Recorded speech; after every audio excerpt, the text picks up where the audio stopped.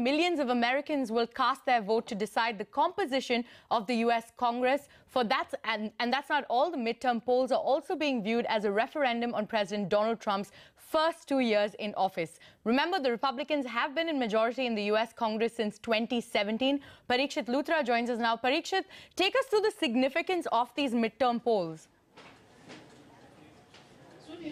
Very important elections we're looking at in the United States. Over the last 6 months, we've seen rhetoric on Iran, on tariffs, and a trade war being triggered by US President Donald Trump. Now, today's election will be a referendum on Donald Trump's 2 years in office, his policies, his tax cuts, and work on the economic front as well.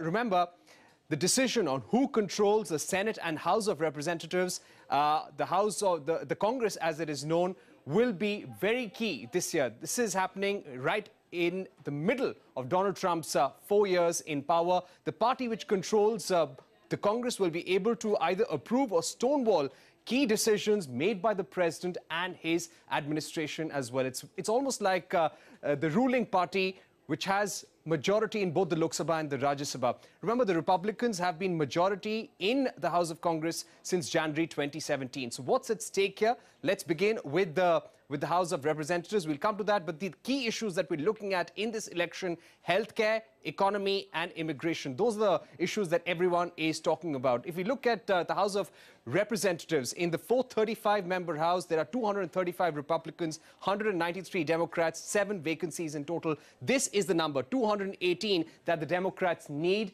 in order to come to a majority in the House of Representatives. Let's look at the Senate now. 35 seats are up for grabs in the 100-member Senate. Republicans hold 51, Democrats hold 47, and there are 2 independents. 51 is the majority mark that the Democrats would be looking at. There is a race for the governor post as well. 36 states are choosing governors today. Remember, the US has 50 states. Let's go across to Ambassador Rakesh Sood to break this election down for us. Ambassador Sood, a lot has been talked about midterm elections in the United States. Give our viewers a sense of what a Republican majority Congress versus a Democrat majority Congress hold for the world. Parikshit, I think normally midterm elections don't have the same grip on imagination, on the political imagination of the electorate as the presidential elections. But this time, because of the extent of polarization that has taken place, the midterm elections carry a lot of political weight. I'll give you an example. The turnout in presidential elections is about 60% or upwards, and the turnout in midterm elections is normally between 35 and 40. So that gives you an idea. But this time, the pre-voting, the early voting that is done has already shows that it is going to be higher, because about 30% votes have already been cast in pre-voting.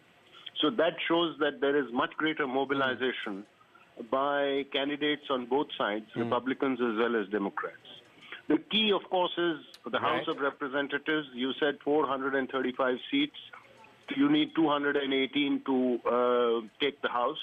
And the Democrats need to win an extra 23 seats from the Republicans. They need to switch 23 Republican seats to their side. Senate, they only need 2 seats. Extremely important. And if that's right, Ambassador Sood, if we talk about the legislations, if we talk about all the key legislations, be it tax cuts, be it immigration reform, be it H-1B, be it Iran sanctions, do you think a lot is counting on this election? Oh, yes. I mean, if the Democrats take either the Senate or the Congress, if they take both, of course, then there is a very clear divide between administration and the Congress. But if they take either of the two houses, House of Representatives or the Senate, then what you will see is a gridlock. There are a couple of other interesting things in this election as well, and that is that there are as many as 198 Democratic women candidates for the Congress, for the House, which is one of the highest numbers ever. I mean, you know, that's like 198 out of 435. That's nearly 50% more than 45% candidates are women from the Democratic Party. And this also shows something that the Democrats are, this is the approach that Trump has taken generally towards women. Absolutely. Which has created a lot of unhappiness.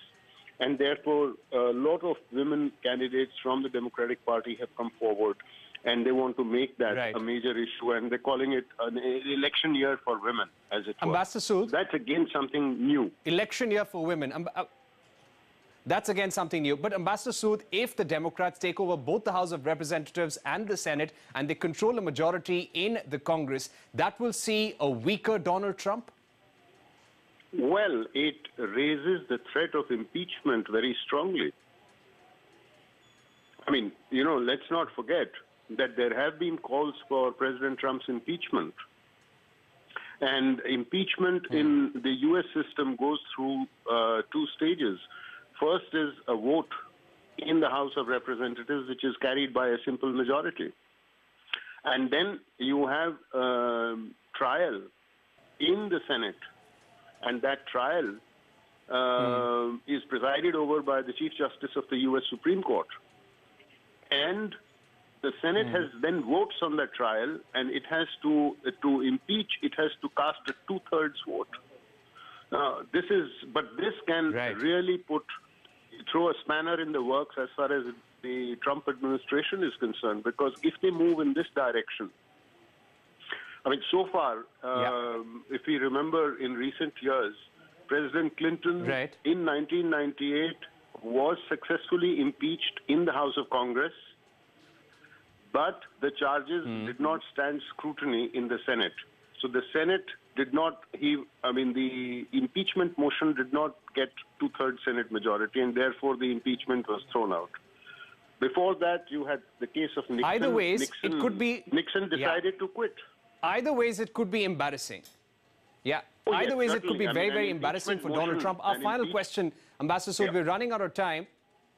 Our final question on India. The differences between India and US are around H-1B, on trade issues, on Iran sanctions as well. How would diplomats in South Bloc be looking at this election? What would India be hoping for? The best case scenario, finally. Well, I think so far we have navigated the difficult issues with the Trump administration reasonably well. I think we have a waiver on CATSA when we decided to go in for the S-400 missile,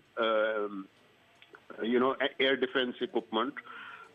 It is now quite clear that we have a waiver on the oil purchases that we will need to continue making from Iran.